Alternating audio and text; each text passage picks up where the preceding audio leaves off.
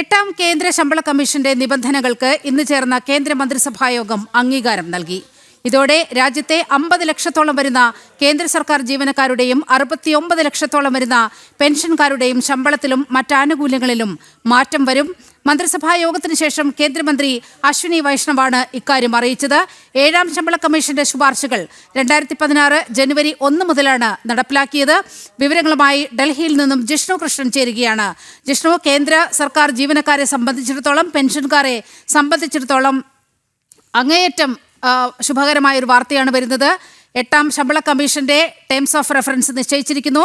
18 മാസത്തിനുള്ളിൽ റിപ്പോർട്ട് സമർപ്പിക്കാനാണ് കേന്ദ്ര സർക്കാരിന്റെ നിർദ്ദേശം.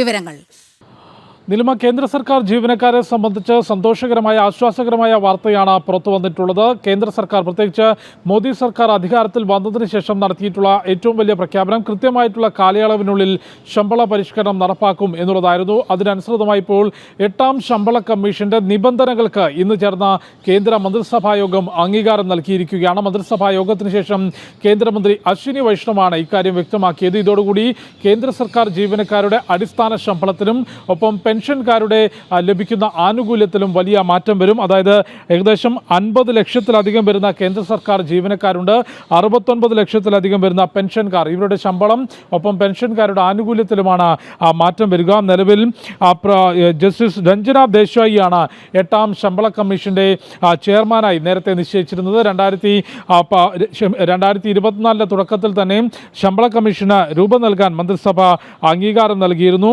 ആ രൂപം നൽകി 18 മാസത്തിനുള്ളിൽ തന്നെ ശുപാർശകൾ പൂർത്തീകരിക്കും എന്നുള്ളതാണ് പ്രതീക്ഷ എന്നുള്ളത് കേന്ദ്രമന്ത്രി വ്യക്തമാക്കിയിട്ടുണ്ട്. സാധാരണഗതിയിൽ 10 വർഷം കൂടുമ്പോഴാണ് ഈ ശമ്പള പരിഷ്കരണം നടപ്പാക്കുക. നേരത്തെ 2014 രൂപീകരിച്ച ഏഴാം ശമ്പള കമ്മീഷന്റെ പരിഷ്കാരങ്ങൾ നടപ്പിലാക്കിയത് 2016 ജനുവരി 1 മുതലായിരുന്നു. ആ ഒരു പതിവ് പരിശോധിക്കുകയാണെങ്കിൽ 2026 ജനുവരി മുതൽ തന്നെ ഈ പരിഷ്കാരങ്ങൾ നടപ്പാക്കാൻ കേന്ദ്ര സർക്കാർ തയ്യാറാകും എന്നുള്ളതാണ് മനസ്സിലാക്കുന്നത്. നിലവിൽ ഏഴാം ശമ്പള കമ്മീഷന്റെ അടിസ്ഥാന പ്രകാരം കേന്ദ്ര സർക്കാർ ജീവനക്കാർക്ക് ലഭിക്കുന്ന ഏറ്റവും കുറഞ്ഞ അടിസ്ഥാന ശമ്പളം എന്നുള്ളത് 18,000 രൂപയാണ്. ഒപ്പം കുറഞ്ഞ അടിസ്ഥാന പെൻഷൻ 9,000 രൂപയാണ്. അതിലെല്ലാം വലിയ മാറ്റമാണ് എട്ടാം ശമ്പള കമ്മീഷൻ ഇനി ശുപാർശകൾ സമർപ്പിച്ചത് കേന്ദ്ര സർക്കാർ അംഗീകരിക്കുന്നതോടുകൂടി വരാൻ പോകുന്നത്.